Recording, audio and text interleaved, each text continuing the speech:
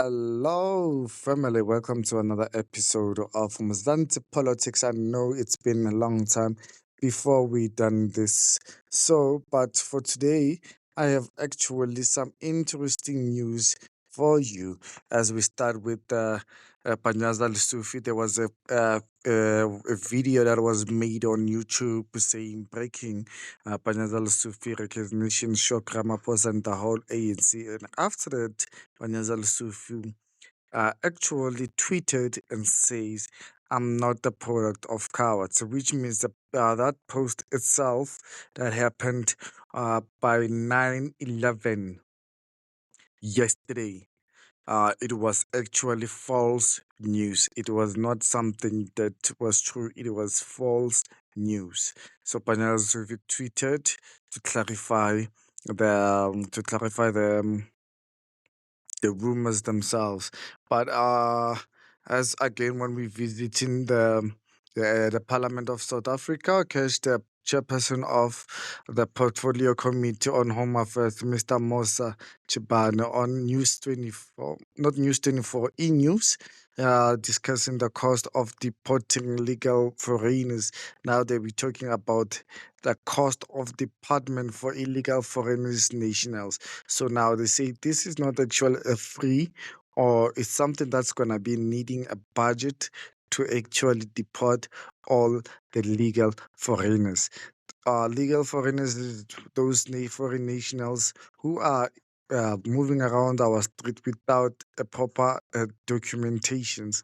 So they're making them illegal. So they said it will cost the state a huge sum of money to actually deport those guys. So I hope that on the 20, it's Friday, the date is Friday, 25 October, and the time is 7 a.m. 7 a.m. this morning. The minister will be talking. If I will be able to get that clip, I will actually share with you guys so that you can hear what they will be talking about. But yeah, remember, there's nothing for free in South Africa. And then the other ones by the same time, which is today, you'll be catching the chairperson of Portfolio Committee on Transport, Donald Sela Molela, on Radio 702 tomorrow morning as he discusses the committee's BRR report, which is today, as because I'm recording this episode around 2 4 in the morning. So it's Friday 25, and the time for this interview will be at 7:15. As I repeat, Friday 25 October 2024. The time will be 7:15 a.m. Then again will be this was yesterday. The chairperson of Portfolio on Social Development will be live on, it was News 20, E News by 8 o'clock. Anybody that has information on this one, may you please share. It was an interview for Bridget Masango. Please, if you have any information, as we missed it, this one, please make sure that you share with us so that everybody can be updated on those matters. And while we're still on South African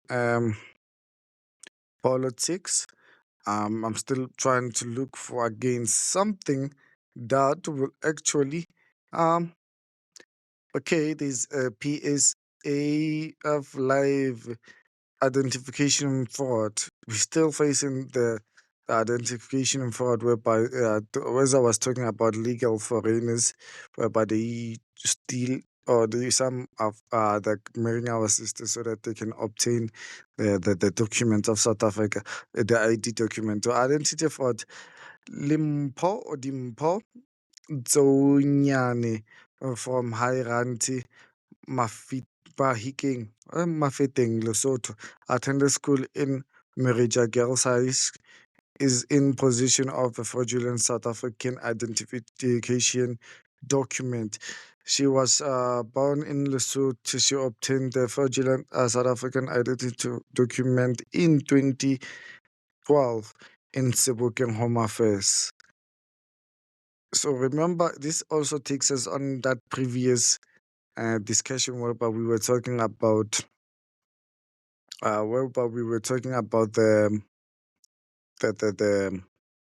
that documentation about legal foreigners, South African government, whereby it says that it will actually cost the South African government a huge sum of money to deport these guys. So I don't understand. I don't understand why everything has to do with the budget. Can't you just arrest these people and extradite them to their own countries, whereby they send their own military personnel to come and pick those people up at maybe the border security prison there or holding cells? Then their nationals come and fetch them. So it's something that it needs to be discussed. You guys, if you have any information on this one, please feel free to actually share it with us. On the other BRICS news, Russian President Putin says Iran has become a fully flagged member of BRICS. Iran, it's now a member of BRICS national, what do you call it, organization.